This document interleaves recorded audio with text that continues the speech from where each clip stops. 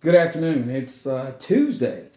It's March the 2nd, and this is Tune Up Tuesdays. So I would like to welcome you all this evening. You know, a lot of times, we get the week started, but then we need a little push, a little motivation, a word of encouragement. And that's why I'm doing these things now as far as Tune Up Tuesdays. So hopefully every Tuesday, everybody can tune in, and I'll have something for you. You know, as we go forward, let me say this. I don't know who needs to hear this today, but somebody needs to hear what I'm about to tell you. Okay, so I don't know what you're going through right now, but what about when you get to your Red Sea? And what I mean is, just like the children of Israel, they were trapped at the Red Sea. Sure, they had left the things that were familiar to them, even though they were in bondage, they were in slavery. But here we have, they've made it to the Red Sea. They can't go anywhere. Their back is against the wall. What do you do in a situation like that? What do you do? We all, at some point in our life, will definitely have a Red Sea experience. There'll come a time when trials, tribulations, circumstances, they're going to have us fenced in. But we need to know what to do. What can we do about that? What do we need to know today? What do we need to know going forward that we can use to get through that situation? Well, we need to look no further than God's Word. One of the reasons why I named this program Tune Up Tuesdays is because when your car's fixed, you got to go back to the manufacturer to get the right part, to get it running back right. Well, we're the same way.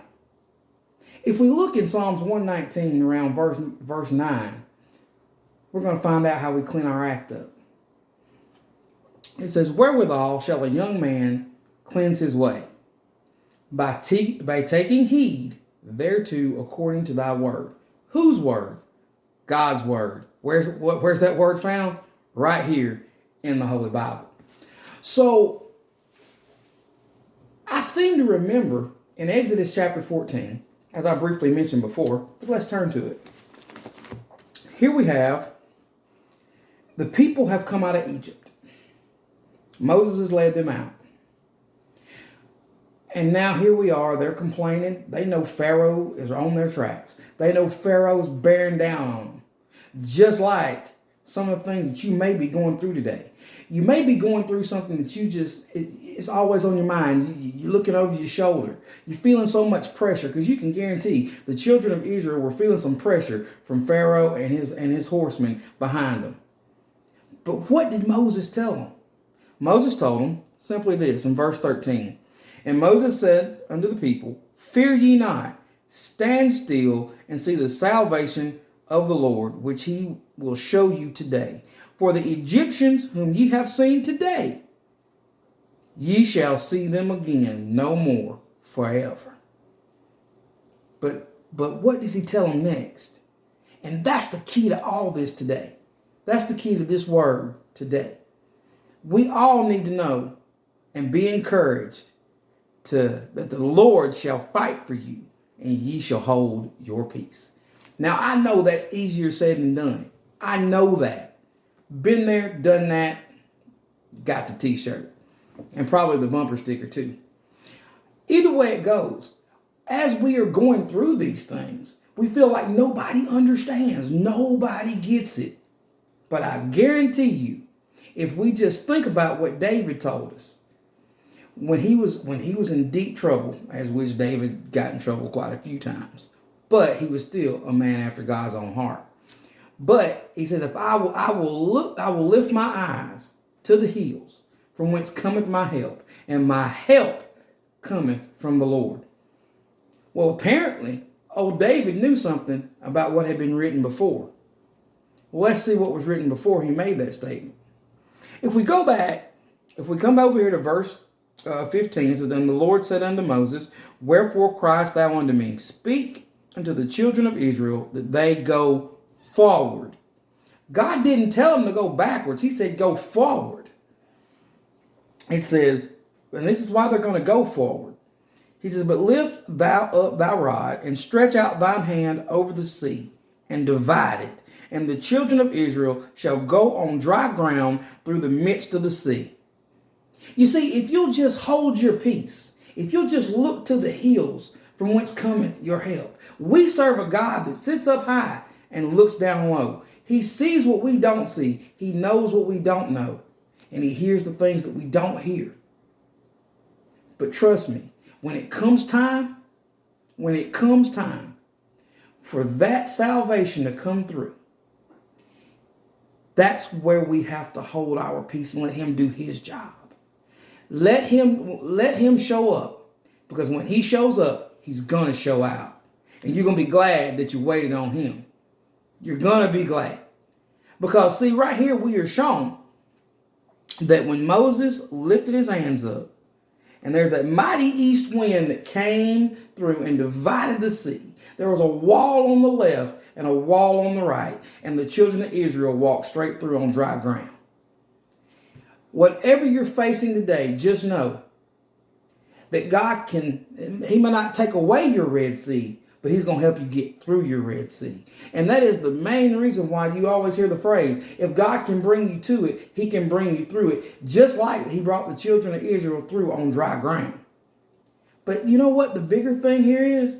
There's something else we need to know about how Moses even got to this situation. You see, the reason why Moses knew what to do and who to trust is because he had been through his own Red Sea situation. What do I mean when I say that? Now, Moses, as we read in Acts chapter 7, and it can also be read in Exodus, but I like the way Stephen kind of illustrated it in the speech in which they, after they stoned him in Acts chapter 7, and we're going to go there. Acts chapter 7, starting at the 23rd verse, and it says, verse 22, and Moses was learned in all the wisdom of the Egyptians, and was mighty in word and in deed. But now all of his past accomplishments meant nothing. It didn't automatically mean that he wasn't going to have to go through something at some point. Yes, we're going to find out in just a few verses just how old Moses was when his Red Sea experience happened. Actually, it's the next verse. Verse 23.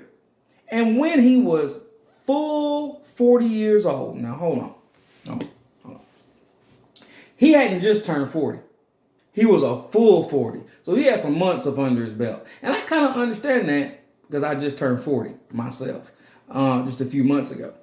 But anyway, it says Moses was a full 40 years old, and it came into his heart to visit his brethren, the children of Israel. And seeing one of them suffer wrong, he defended him and avenged him that was oppressed, and smote the Egyptian. For he supposed his brethren would have understood how that God by his hand would deliver them, but they didn't understand it. So they understood it's not, which means they didn't understand it.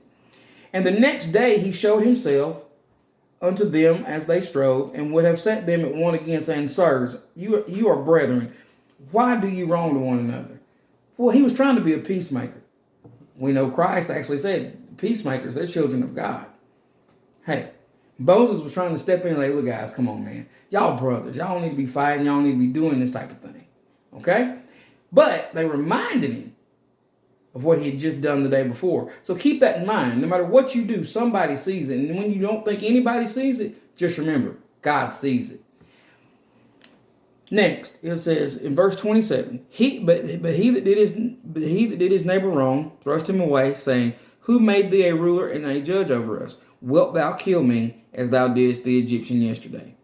And here is where Moses faces his Red Sea. Then fled Moses at this saying, and was a stranger in the land of Midian, where he begat 2 sons. Now let's think about this. Moses has been raised in the life of luxury. He raises Pharaoh's son, or Pharaoh's sister's son. He's had everything. He's had the best schooling, the best food, everything. He's been on easy street his whole life. But then one day, it all changed. Sometimes you're going to have to leave where you were most comfortable, to step into the next level of your life, to step into your own destiny. Yes, it may be painful. Yes, there may be circumstances that are not necessarily favorable for you. But just remember, it's all in God's plan for you. And what he has for you is for you. And I'm telling you, just like Abraham, he left Ur of the Chaldees. He trusted God. And here Moses had to trust God, period. So no matter what happens to you today, no matter what has happened in your past, just know and be encouraged that God has a plan for your life. He's got a plan. And I promise you, if you're at your Red Sea experience today, just know if God brought you to it, he'll bring you through it. You can and even archaeological evidence is even shown at the bottom of the Dead Sea where Moses and the children of Israel crossed through. There's still some remains of the chariots there. So that in itself said, hey, look, God's going to take care of those people behind you. He's going to take care of those circumstances behind you. And you'll never see them again. You'll never have to deal with them again. Because guess what? You're going to be wiser the next time around. And you're going to know who to trust the next time you test it.